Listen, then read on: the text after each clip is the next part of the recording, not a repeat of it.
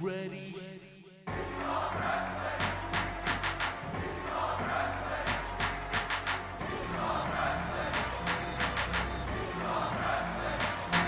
Good. Reyhan Inteus. If I love wrestling, you love wrestling, and we love wrestling. That's when we love wrestling. We are with Ray. Wait a minute. I've known this guy for a long time, so I can't even just give him a normal intro like that.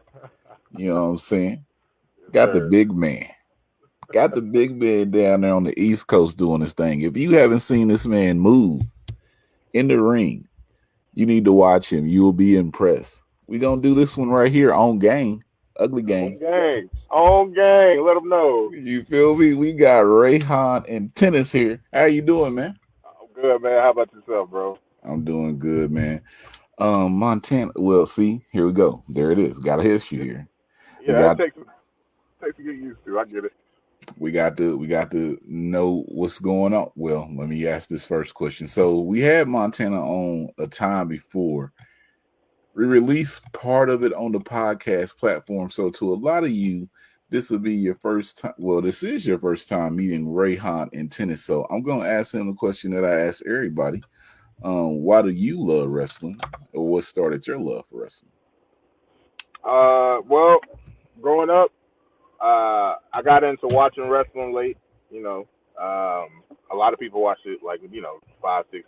My parents were real strict. You know, I had anger issues growing up. They didn't really want me watching a bunch of violent stuff, so wrestling was off the table. They caught me watching it one time, and they was like, "You're not allowed to watch that no more." I didn't get into it, so I was like, I want to say maybe 12 or 13, like teenage years, really getting into it. The Rock was really building into some momentum. Stone Cold was kind of winding down, getting ready to check out, and like the Attitude Era was kind of coming to an end. Ruthless Aggression Era was just really starting to kick off. But everything that I saw from that moment forward, I was just in love with from Jump Street, from promos to matches, the energy from the fans and the audience, and how crazy everybody went when like their favorite wrestlers would come out or big moments would happen. Like I've always loved the energy that people give off, just in general. So seeing all that energy was like, man, this is so dope that so many people are excited about this one thing, and I've been in love with it ever since. I literally saw the very first episode of SmackDown. That was my very first full episode of wrestling I ever watched, and was hooked from that moment.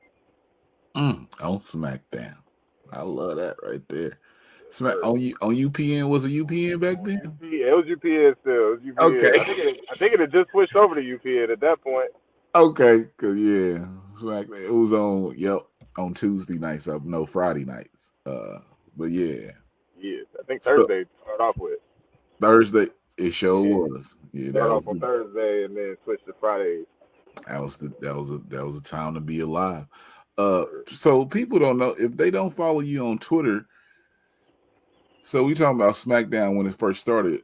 Something interesting that you're doing on Twitter. It's like you're going back and you was watching all the old episodes of WWE programs. And so because of the fact that I wasn't able to watch wrestling growing up and watch it live when it was happening,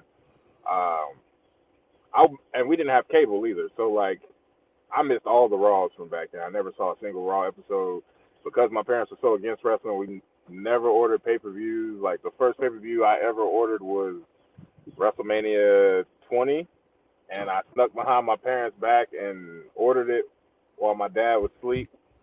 And I had the money waiting for him when he asked me about it. It showed up on the bill.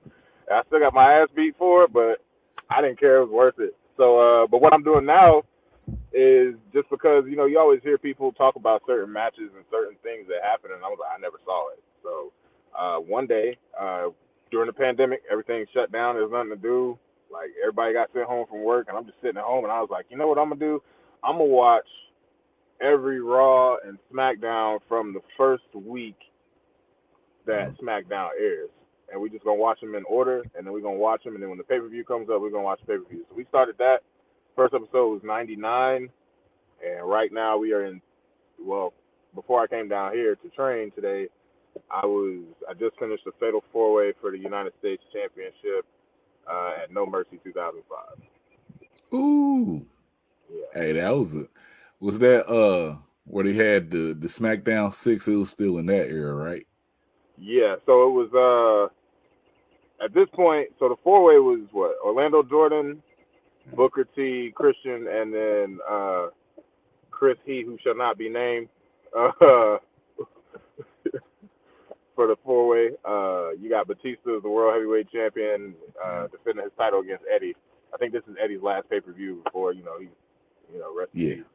Yeah, so it's really good right now though. It's giving me a lot of ideas for stuff that I do in the ring and how to switch up my in-ring style and everything. It's been entertainment, but it's been more helpful for like research and studying than anything.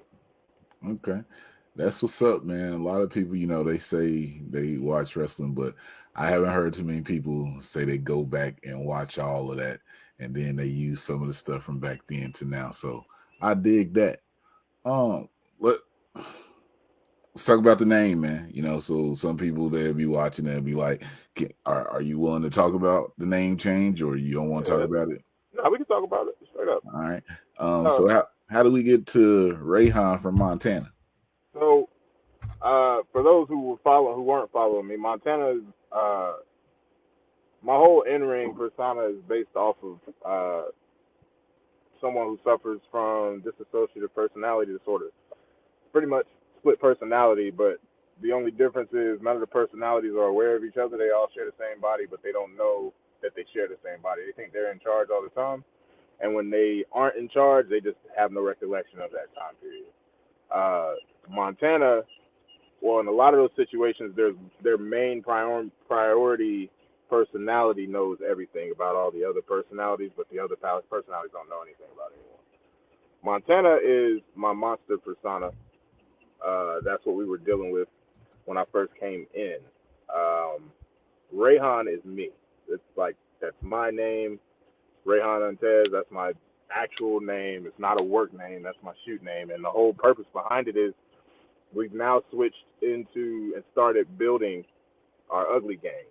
And the whole purpose, the whole mission of Uglee Gang is embracing who you truly are. Don't put on fake airs and anything. Don't try and be anything you're not. So when I decided, hey, you know what, we're moving into Uglee Gang is where I really want to put my time and energy into for the next couple of years. That's really what I want to build. I have so many plans in mind that I want to do with it. But I was like, I can't sit here walking around telling people to be themselves and I'm walking around here with a fake name. So we ditched the whole Shakespearean persona for the most part. Like, it's still there because that's just how I am. I was born and raised in that stuff. So, and just started being more myself. That's why you see a lot more snarky remarks to people, or you might see me cutting up being comedic online and stuff now, because that's everything you see now is how I am in real life, straight up. You're not going to get, I just got tired of faking for wrestling. You know what I'm saying? Like, at the end of the day, you got to learn how to turn this stuff off at some point. And I was always told that the most successful people are the people who learn how to accentuate their actual selves. So I was like, you know what, we're just going to be me and just crank it up to 100. And that's where we at. That's how we got to Reyhan. Like that. Uglee Gang, all about being yourself. I mean, it's a whole movement out here. Tell the people about, I'm just I'm on the side, I'm not one of the soldiers that's out here fighting. You know what I'm saying? I'm on the side. I'm gonna rep that for them to the day it's over. But tell the people about Uglee Gang. All right, so we're in the process of recruiting right now. The way Uglee Gang works is there's two classifications. You have Uglee Gang and you have Uglee Gang affiliated.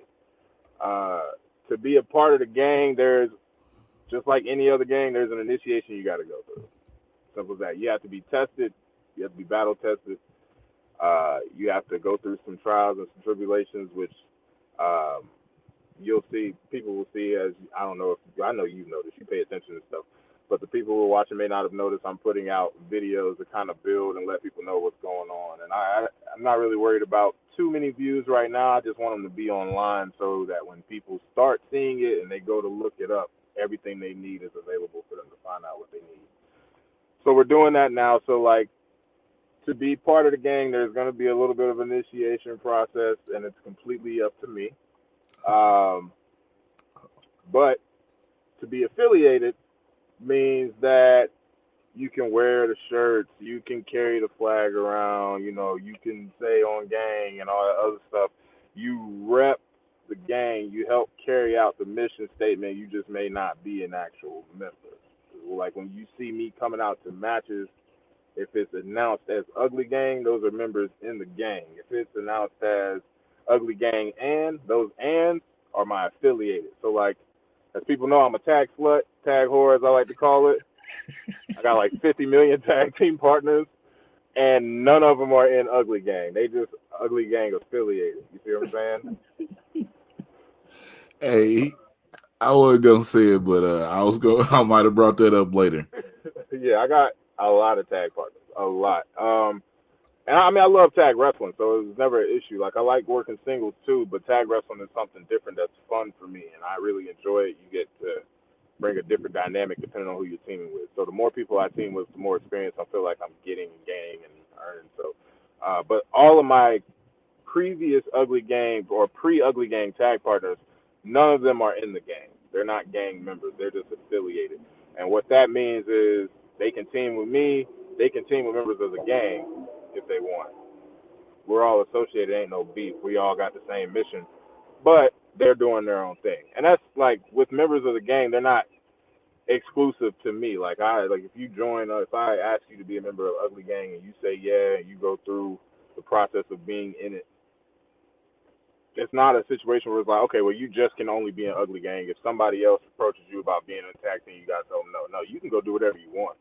You just got to make sure whatever you're doing is giving the best representation of what we got going on here. Because I don't want to put all this energy into building up the gang to mean something somewhere, and then you go somewhere and let like a promoter or another wrestler do something that diminishes what we're doing just because it's going to help them look good. You see what I'm saying? Like, don't kill the whole thing just for one person's pride or ego or something like that. Find a way to make it to where y'all both come out looking strong, but don't diminish the value of the gang to help somebody else. You know what I'm saying? Right. So if the people are out here and they wanted to know who's in Ugly Gang right now, who's a part of the gang right now? So I got. Let's see how much I want to let y'all in on. Okay, so I got. Don't give us too much. Just let us. I don't want to give you too much, but I can give you enough. Okay. All right, so we got a real interesting format going on. All right, and this part I'll be real cryptic about. If you know how gangs work, how the format and the structure of a gang works, right? You got the overall gang. Let's say if we're going to use, like, for instance, Bloods and Crips. You got Bloods and Crips, right? That's the gangs, but then they have sets, right? Mm-hmm. And that's all I'm going to say on that part, okay? Let y'all figure it out, okay? But, so in the video I released today, at the end of the video, you see a clip of a young man named Jordan Holt who trains with us. He's been training with me for almost 2 years now. Hungry. Kid is hungry. I share his stuff on my social media all the time. He's got it. Brother's talented. You know, he's still figuring himself out in the ring, but he is going to be somebody to look out for. He is the first official member of the gang. He has a tag partner that he's been tagging with recently who also trains with us.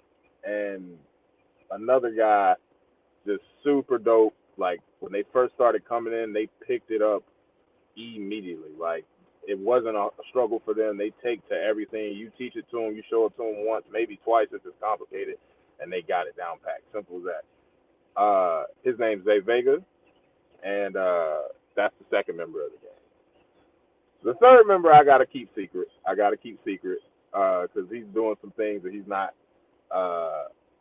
in town right now. He's out in Texas doing some things right now. He'll be back at the end of July, and I want his introduction to kind of be a big deal. So I'm not going to drop his name. And one last part, just a little cryptic. There's somebody who's already slightly established in the wrestling business who was in the video today.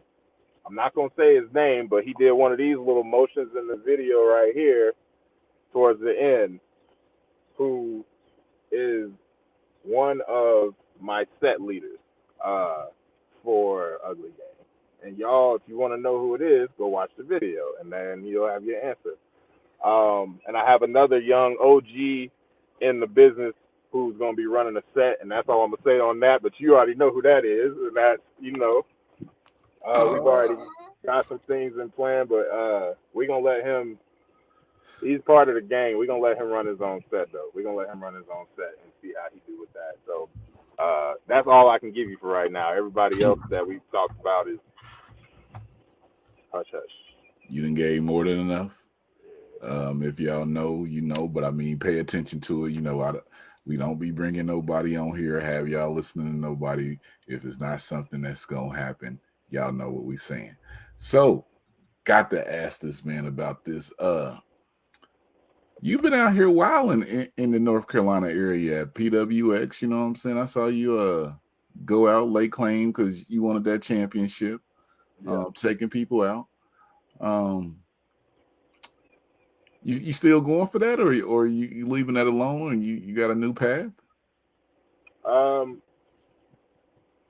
So PWX is like doing some things where they're not running as often anymore, and like I kind of like towards the end of last year started kind of reevaluating where I'm at with wrestling. This going into year 7. And next week will be the start of year 7 for me. So just kind of looking at where I'm at for year 7, I didn't really like my progress. Like I've been up and down the East Coast over the years, but like not really making a big enough impact in my opinion. I feel like I could always be doing more and making a bigger name for myself. So at the end of 2021, I told myself that the goal for 2022 was to not wrestle in the Carolinas as much. Was to get out of state, preferably Northeast, Midwest, and out West, if possible. Southeast, I feel like I've kind of been everywhere, and there's obviously some promotions that I haven't worked for that I still would like to work for, such as like Southern Honor would be dope, and then like Hit Club, I'm working for them in July. That was one of the last promotions in the Carolinas I wanted to work for, was Hit Club. So I'll be working with them in July, but other than that, the goal is to kind of get out of the Carolinas. So, I mean, if people reach out to me and they booking me and they're gonna pay my fee, I'm not gonna turn it down if what they're like, whatever match they're proposing is something I'm interested in. But the main goal now is to try and, as I've been doing, reach out to promotions in different territories to start kind of branching. Southeast is a hotbed, but at the same time, a lot of people get real stagnant down here and like real complacent and into what I call the circle jerk. Where it's just like not saying that the guys aren't talented and not saying that they're not putting on great matches and not saying that they don't have the potential to be big names, but they get so comfortable and complacent with just staying out here and wrestling their friends all the time or wrestling the same people or wrestling on the same shows all the time. And I'm like, that's cool, but I really would like to get out here and start working some different names. Like, I want to get out here and start working people I've never wrestled before. I want to see what different styles I can match up with. I want to wrestle bigger names. I can really test if I can hang with these guys inside of the ring. I feel like I can, but you never know till you actually get in there with it. So the PWX calls. Like I talked to both of the promoters. Like, ain't no bad blood between us. If they call, the opportunity's always there. But at the same time, it's one of those situations where like it's got to be something worth my while at the same time too, because a lot of the promotions I worked for the past couple of years, they bring me in to elevate somebody else. Like, I'm gonna bring you in. You're gonna be this person's muscle. You're not gonna have a lot of matches right off gate. You're just gonna kind of be their heavy, take a couple of these, or I'll come in and wrestle somebody that they're trying to get over.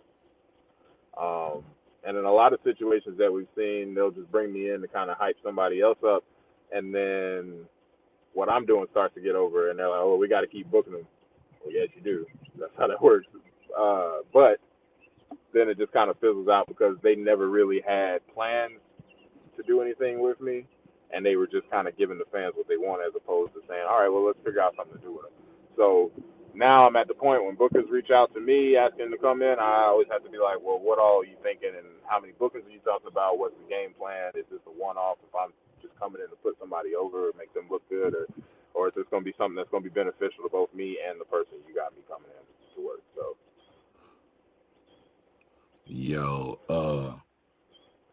slight detour for me. July 29th, Greensboro, North Carolina, Hit Club Pro got a show going. Just letting you know, be there. I say this, if you go back and listen to our first spotlight, the person we had on had a match that they wanted to happen. Is happening on that show. So if you in that area, be there. Shout out to Hit Club Pro. that'll be a great show. Talk about it. Now we got to go here because you said, you go places, you gotta see how they want you to get over. I was at a Battle Club show a while ago, and they had you in a 4-way. Okay. Now if y'all haven't seen this man wrestle live, he talking shit all the time. Because who was it that you kicked? Oh my goodness. Battle Club 4-way. Well, Davian was in the match with y'all. Yeah, I kicked the hell out of her. But you getting over at Battle Club and everything. How you say you go in the Northeast area. How is it up there in the wait a minute. Uncharted territories. Y'all are in the Southeast area. Y'all said Southeast first. I mean, the man is located in that area. He don't have no problem going to Chattanooga to get on IWTV. Not at all. Get this man to y'all show. But I've been wanting to get on there for the longest. I'm still, I didn't know anything about the wrestling business coming in, like the behind the scenes stuff. So I'm still figuring out who all to contact in certain things.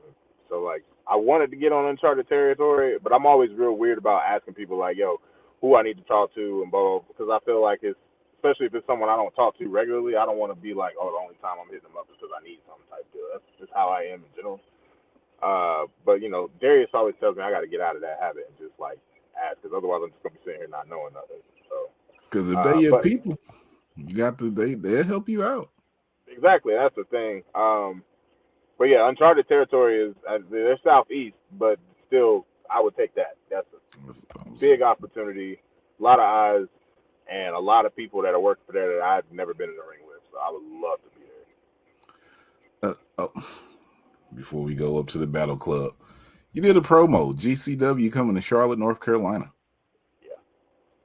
Yeah. Tell these people why you should be booked on that show. Look, let me tell you something, okay? Here's my thing. I am versatile. That's my thing, okay? You never know, like I said in the video, you never know what you're going to get.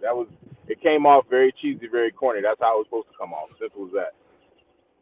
But at the end of the day, if you see me, none of my matches look exactly like the same. Simple as that. I'm always going to give you something different, and it's always going to be something that's entertaining.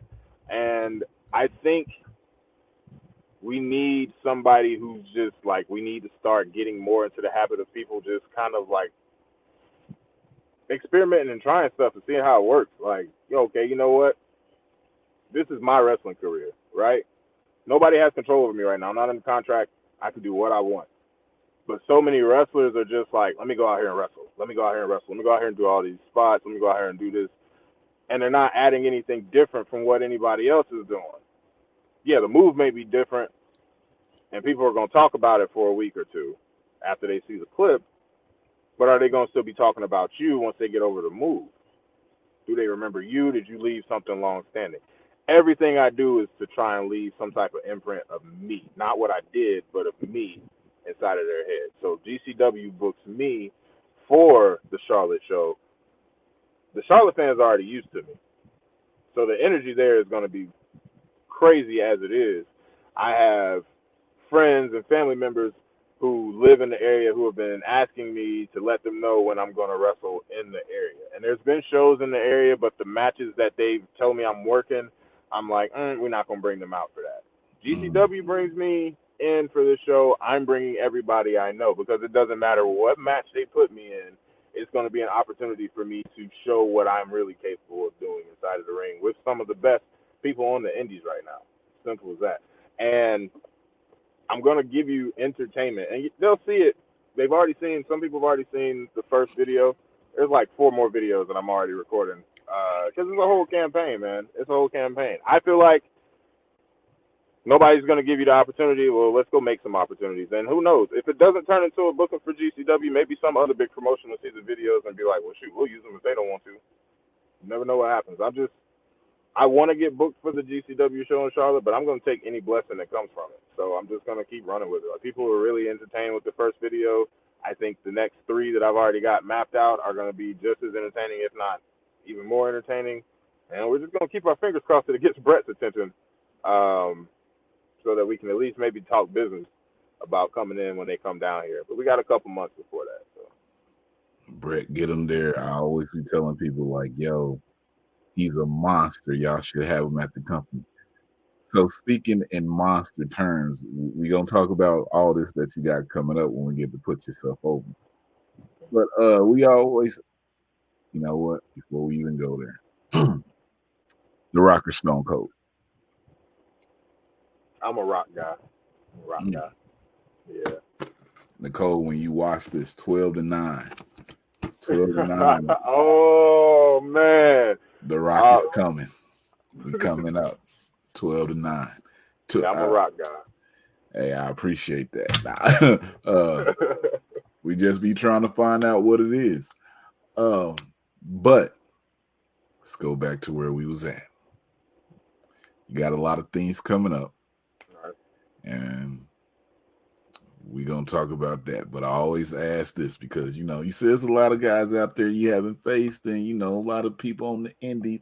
If you could give 3 people that you could face on the indies right now, who would those 3 people be? 3 people on the indies. Okay. Man, I got a long list of people I want to work on the indies right now. Okay, let me give 3. Let's make it interesting. All right, so first and foremost, we've already done a tag match against each other, but we haven't done singles. So me and O'Shea need to get in the ring. Me and O'Shea. Okay. That's a big one. Prolific Moses from Shane Taylor Promotions. That's 2 Shane Taylor people, but both of them are guys. They're bigger guys who I've been studying the past couple years. Me and O'Shea, we used to work down for AWE in Atlanta my early years together at the same time before he moved up north. So that's when me and him really got to interact, but we never got that match. And then we had the singles match at Battle Club last year. The tag match. So me and Ya versus him and fucking strong ass John Davis. So we did that. So O'Shea in the singles, we'll give Moses in the singles as well. And then third.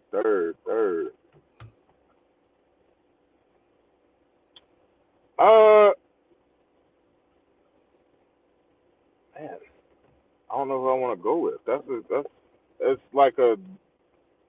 It's a lot of people I could go with. I guess Brian Keith. Ooh. Brian Keith. So like, I know guys like they'll be out here grinding for years, but it just seems like when people start to get hot, it's kind of like out of nowhere. So like, unless you've already been aware of that person, then when they pop up on your radar, sometimes it's like from nothing to like superstar out of nowhere. So I had never heard of Brian Keith. By this time last year, I didn't even know who Brian Keith was, to be honest with you. And that's no knock on him. It's just I'm still diving into watching independent wrestling regularly. So like, I got IWTV and I can watch stuff now. I just got it like a couple months ago, so I can really start familiarizing myself with the people that I'm on the indies with a little bit better. Things that they do in matches, so that way if I ever get the chance to work them, I've got ideas and things like that. But Brian Keith, like on social media, showed up, and like just black guy that's dressed like a cowboy is already something that catches my eye, and I'm like, oh, well, this is different. So that's already a plus.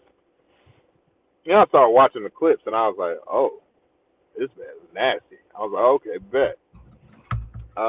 And then I think I will, like a month and a half or 2 months ago, I watched a full match of his because him and Darius were gearing up to go at it, and I wanted to kind of see how their styles would pair off, so I needed to watch him. And I watched him, and I was like, it went from trying to see how him and Darius would pair off to be like, dang, I want to work this man.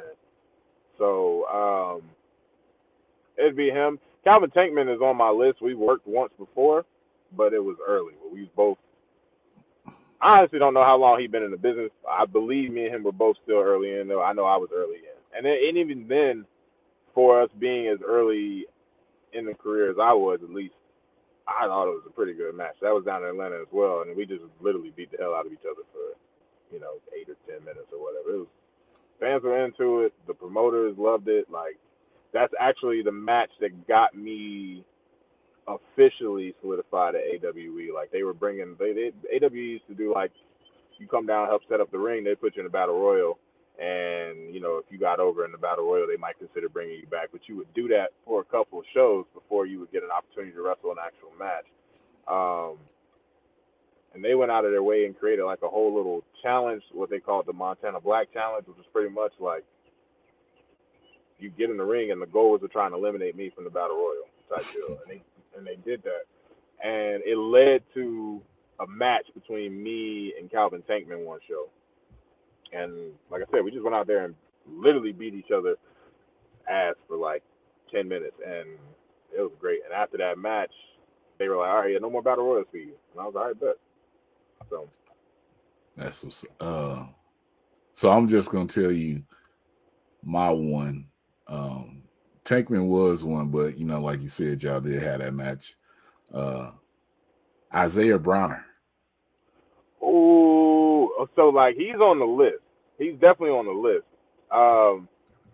That's a hard hitting dude, and that's like, I'm gonna be honest with you, that's all I've been wanting is somebody to like just who's really gonna try and drill me. Like, I feel like these guys get in the ring with me a lot of times, and it feels like, I don't know if they scared I'm gonna like really hurt them if I get pissed off or something, but I be feeling like dudes be pulling back, or maybe I don't know, maybe I'm talking stronger than I think I am, but I feel like they be pulling back because I be seeing how they hit other guys in matches, and I be like, ooh yeah, hit me like that, and then they go. So like, so I'll be like, we'll go out there and have a good match, but then I'll get to the back and be kind of disappointed because I'm like, dang man, I thought this was gonna be something brutal, and it really wasn't. So I would love to work Isaiah Browner. Definitely on the list. Definitely on the list. Y'all watching this, y'all know a bunch of places that match can happen. I'm just saying, make it happen. Make that shit happen, because that's been on my mind for a little bit of time. So I'm like, yo, the brutality.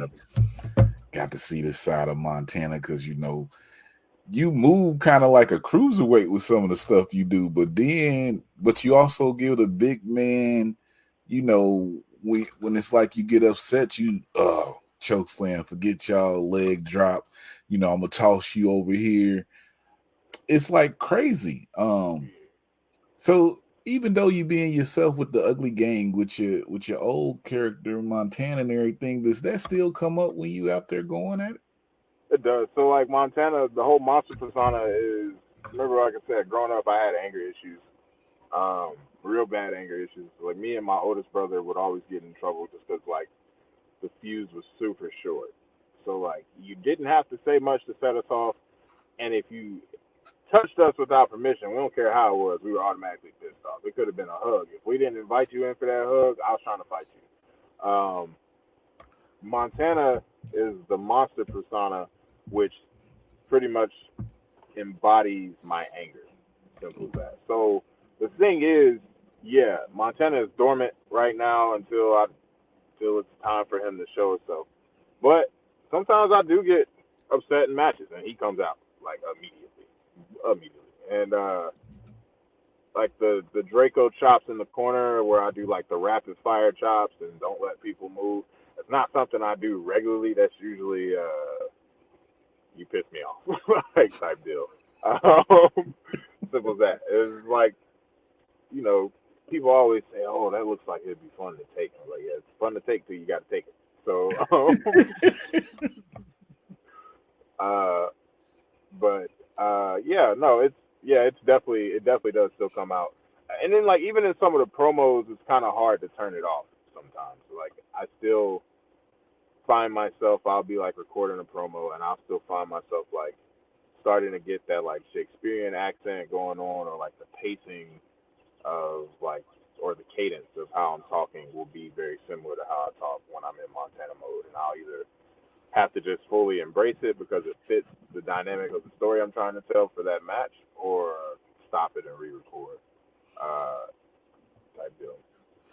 How this is my last question before we go to put yourself over. How much do you feel? Because a lot of people's like, hey, I'm an indie wrestler, I'm a good wrestler. That's their whole thing. But every time I talk to you, it's like you've actually thought about this and laid this out. So, like, how important is character or just planning out your wrestling career? And do you think that's needed for people to get over? Because a lot of stuff on the indie is just, my name is Robert Miller. I'm a good wrestler. That's me. I think it's definitely needed. So I'll tell you my take on that is, it's not even that everybody's going out there saying I'm a good wrestler. I think everybody's going out there trying to be a badass. But then in my head, if everybody's a badass, then nobody's a badass. So like, I think character development is very important. And the way I see it is, there can only be one best wrestler in the entire world. So you go out here and do all these cool spots. There's, especially on the guy side, there's at least 1,000 wrestlers out there, and that's me being real conservative. At least 1,000 other male wrestlers out there who are trying to be the best wrestler in the world. You go out here and do all these spots, and yeah, it might be cool. You might be the best wrestler in your area, but there's going to be somebody out there that's better than you. But if you get the character over, and I mean, think about it. Like, The Rock wasn't really a character. He was himself times 10, right? But there's personality in himself. So everything he did brought a personality onto what he was doing. His promos, the way he was in the ring, everything matched up. It was all part of his persona. Simple as that. So maybe not a character, but a persona is definitely needed. And you have to get out of the point of wanting to be the badass all the time. Like, at some point, somebody has to look goofy, or somebody has to look intimidated or scared. You got to learn how to play the nuances. If everybody's a badass, and then all those people that are badasses are booked on the same show, you just got people going out here beating the crap out of each other, and the fans are like, yeah, this is a brutal show.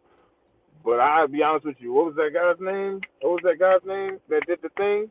What match was that? The third. You done had conversations like that, right? Right? Okay.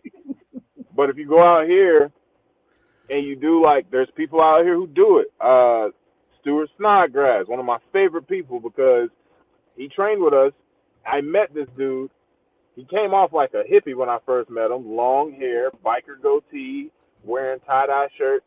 He tells me what he's going to do when he starts getting active in the ring, and I'm like, I don't see it. Brother cuts his hair off, puts on some glasses, throws a white shirt on with some suspenders and some shorts, changes his whole voice, and is the biggest white Steve Urkel I've ever met in my life. And it is the funniest thing. The thing is, when he started training with us, PWX didn't want to book him. They're like, not like, oh, we have something against him. It's just like, we have so many other people that we can book. And then his character got over. And now he's one of the guys they have to book regularly, because no matter where they go, Stewart gets a reaction. Character is important. I just think so many people are not comfortable with develop. First of all, they don't take the time to really sit down and think out and develop their character. Simple as that. Like me, the whole idea of my character, I sat out and thought before I ever even stepped foot into the ring because I knew which direction I wanted to go. And as I started to get into the ring to train, I spent more hours sitting down and writing things that people probably will never even know about the character out, but it helps me have a better understanding of how to carry him out when I'm on camera or in the ring. But I think a lot of people aren't comfortable with one talking and cutting promos and doing any character work. They kind of shy away from it, and hate to say it, but then you wonder why certain people end up getting released from major companies while other people who may not be as good of wrestlers are still there, but they have a character and they have a personality and they have a persona. And when they come out to the ring, people interact with them because they have something to interact to, not react to the moves. Interact, not react. See what I'm saying? It's a difference. A lot of guys go out there for, ooh, a reaction, or, ooh, I got a pop for this move. Okay, yeah, that pop was great. They're going to forget about that. But when fans interact instead of react, they remember that interaction. We'll use a negative interaction, for instance. The guy who headbutted Joe Black, he'll never forget that moment. And the fans around them will never forget that moment. And the people that saw the video, when they see Joe, they will never forget that moment. It's an interaction. Put Reyhan over. We got a lot of shows coming up. It's starting to ramp up, and hopefully it ramps up even more going into the end of the year, hopefully. I was watching this thing and I saw him pop up on this little video. I was like, oh, I caught that shot. That's him. But, you know, we call this the put yourself over moment. This is where you let us know, the people know your social media, how they can interact with you, things you got coming up, ways they can support you. We didn't even talk about it, but this man is like a TikTok royalty, like top 5-10%. I don't know, maybe top 2%. We just want you to put yourself over. Okay, bet. So let's hit social media first. Instagram and Twitter are Reyhan Inteus, spelled like here. Reyhan Inteus, just straight up. No spaces, no capitalizations, just Reyhan Inteus. TikTok is still under Montana Black Pro because for the longest time my TikTok had nothing to do with wrestling. I didn't post any wrestling clips on there. So a lot of my fan base on there know me as Montana and think Montana is my real name. So I'm not going to switch it up and confuse them. We just going to leave it there. We just started really incorporating wrestling onto my TikTok. So if they follow over, they'll see the difference, but we're just going to leave that as it is. Snapchat's for my personal people, so, you know, they ain't getting that. But let's see. Where am I at coming up? Okay, so we got APWTees tomorrow night. Sunday, we have We Are Wrestling in Ridgefield Park, New Jersey. Me and my son, Yaya, are going to face off against Fight or Die, Dominic Toretto, and Chris Barton. Hey, man. It's not Dominic Toretto. De Niro. Dominic De Niro. Okay, there we go. Dominic De Niro. Okay, and Chris Barton. And then we got, okay. Viral Pro Wrestling in Thompson, Georgia on June 11th. We have Black Wrestle Fest June 18th and 19th. Looking forward to that. I'll be on the wrestling show for that on the 19th as well. Hit Club Pro July 29th. We got Jobber Slam 2 coming up. I'll be there for that as well. Yes, sir. And then I've got a couple other bookings that haven't been announced yet, so I won't drop those. And then other than that, we're in the process of negotiating with a couple of companies that hopefully come through to be real big.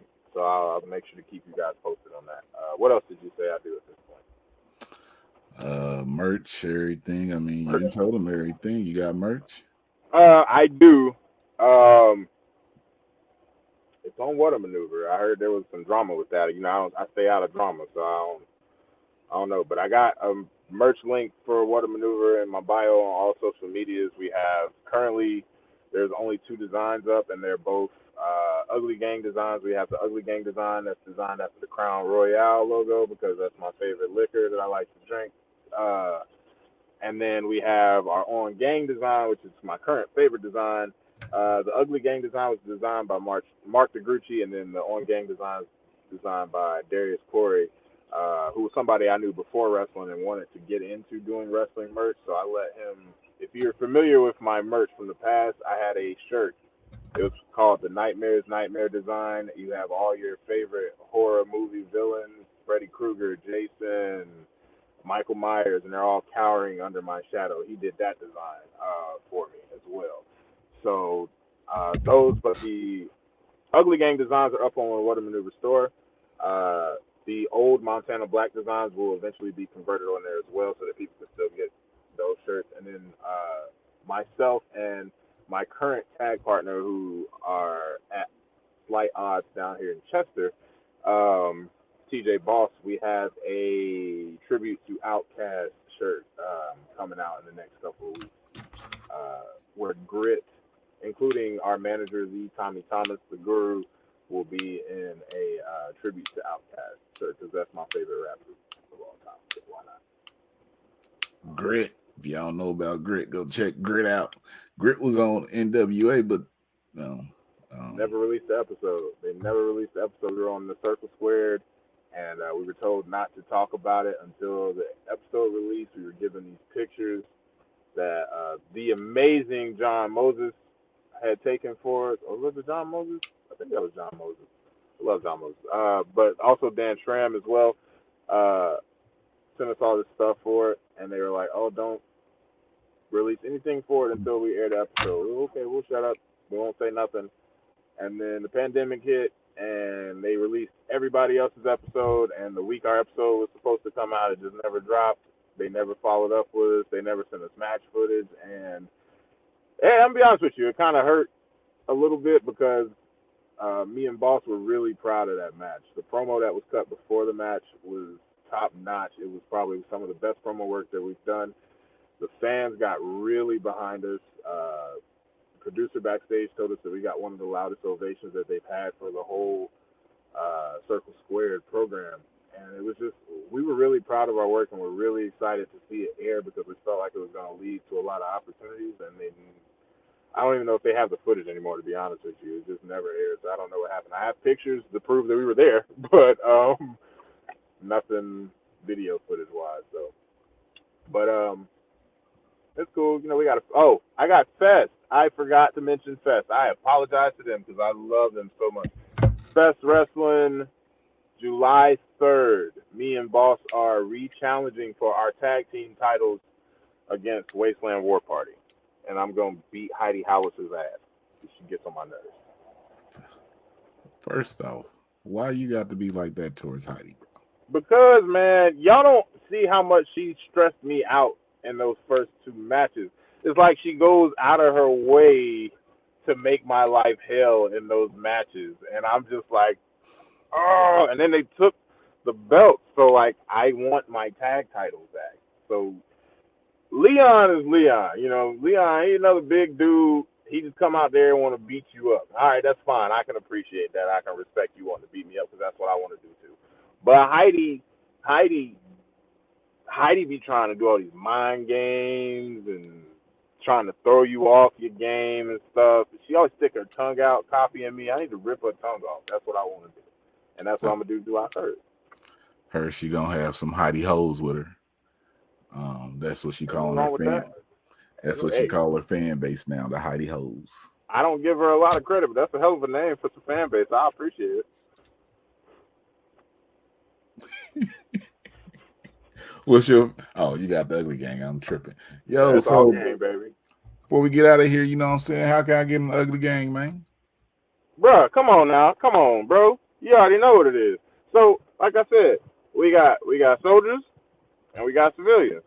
Civilians, they don't get in the ring. Don't mean they ain't about that action, because I know you'll throw down if you need to. So, like, simple as that. But you're not a wrestler. You say you're not in the ring, so that don't make you a soldier. That make you a civilian. So, bruh, I mean, how you get in the gang, I just got to send you a shirt or a flag or something. Get you a bandana with the Ugly Gang logo on it, or get you a shirt, and then you in. That's it. Man, you get me a shirt, a bandana, you'll see it on TV when I'm at one of these shows. Hey, my G, You that's know how it that's is. a done deal. That's a done deal. I can do that. Uh, Black Wrestle Fest, June 18th and 19th. That's going down in Brooklyn, New York. I Yes, sir. don't, you know what I'm saying? If y'all could be in the area, support that going on by the Pretty Hills. Those my people. I'm gonna try to get to New York, but it's no guarantee. It's a hot summer. That's all I can say. True. Hit Club Pro, July 29th. See that man there. Um, that's all I'm gonna say about that. Um, Fest Wrestling though, down in Florida. Yes, sir. They going back for them tag team titles. Y'all won a tag team tournament though, didn't you? Yeah, it's actually so Fest does the Love Cup, which is their tag tournament every year World in Cup. February. We won it back in 2018 for the first time, and then we won it again 2018 or 2019. It might have been 2019. I think it was 2019.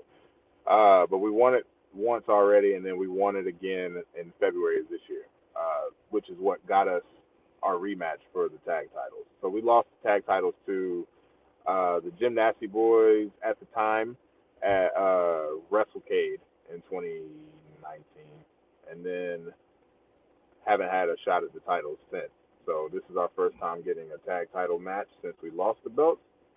Um, so we're looking forward to going out there and getting back what we lost. So How Heidi playing mind games with you, but you the person who's supposed to be about the mind games. Montana was about the mind games. Reyhan just want to hurt everybody. Oh well, Heidi Thunderdome style. We getting. I mean, y'all getting to find out. Oh, it's gonna be a good holiday. Yeah. Um, TJ Day Boss before the is. fourth. That's what I'm saying.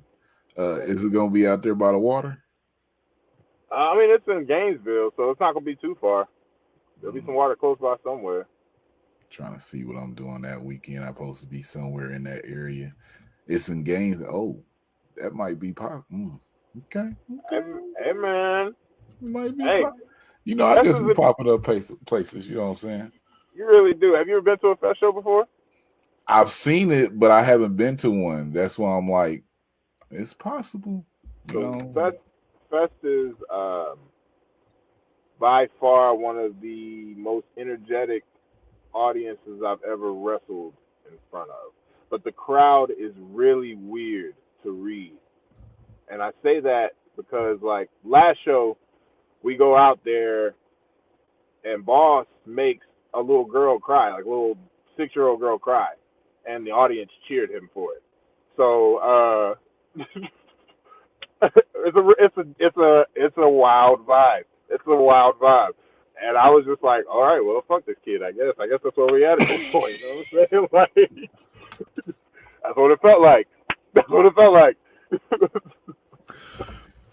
yo, that's what. Well, okay, that's all I Yeah, need to know. It's one of those crowds. it's a wild crowd. It's a wild crowd. That's crazy, man. Oh, there's one more show that I'm doing in June 5th, I believe. I had to double check the date. I'll double check and update you. But it's what they call, it's a once a year show called Sober Slam that they do in Charlotte, that they do for recovering drug and alcoholic addicts, like young teenagers into young adults that got addicted to drugs and alcohol super early and are in the process of trying to get clean or have been clean. And they throw a show once a year for them that we do. And that, by far, is the wildest crowd I ever wrestle in front of. I do it every year in June, um, because it's very the fans are around the ring. Like there's nothing in between the ring and the fans. There's one side where the fans aren't at, so that's the side everybody does their crazy dives on and stuff. But that's coming up in a couple weeks as well. And that's probably like, I don't say this a lot. I say this about Battle Club and Sober Slam. Like my favorite shows to do are Battle Club and Sober Slam. And that's just because Joe Kim up in Battle Club is always just taking such good care of, like, not just me but all the talent. Like I don't think I've met a lot of real genuine promoters and a lot of snakes, and I don't think it gets more genuine than him, to be honest with you. That's my dude. I rock with him heavy the long way. So I've always told anybody I can tell, unless I get a major contract that tells me that I can't work independent promotions, I will always be available for Battle Club, baby. There it is. So if y'all don't know Battle Club, go on Title Match Network. You can bring up the whole catalog. I think they just had Women's Crest Wednesday. They did just have Women's Crest Wednesday. They're part of the Black Wrestle Fest on Sunday. They doing the card. If you don't know, blackwrestlefest.com, battleclubpro.com, Title Match Network. Follow them on Instagram and Twitter. Follow Joe King. You'll know who he is. One of the most humblest dudes. But man, it's been a great combo right here with Reyhan Inteus, formerly known as Montana Black. Yes, sir. But it's about the gang right now, Uglee Gang on Gang.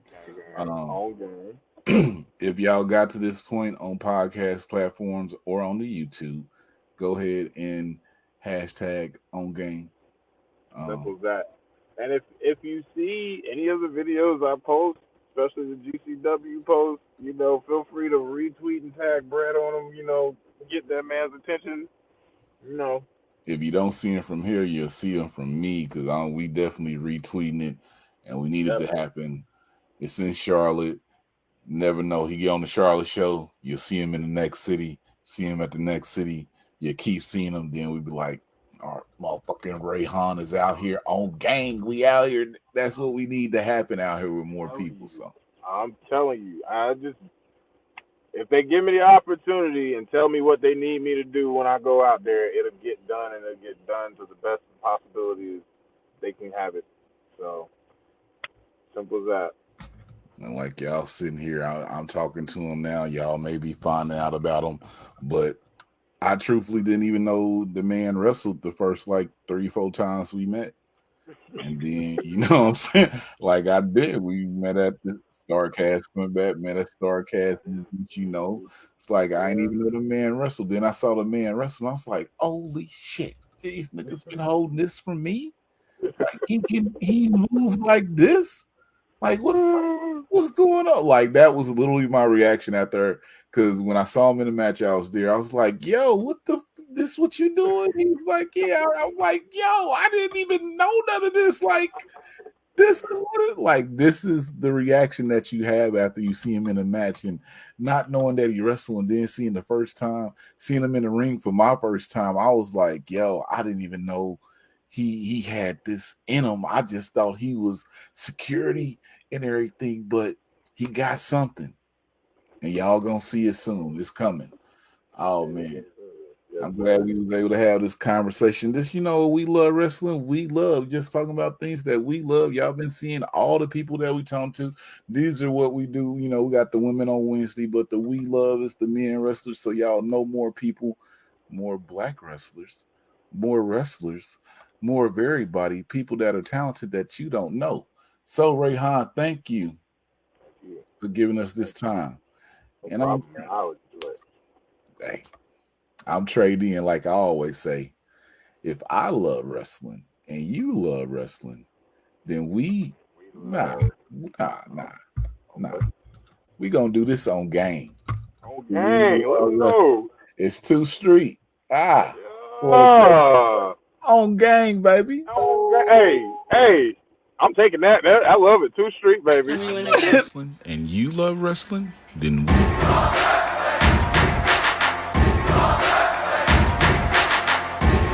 You're not here, you missing out. Is this show?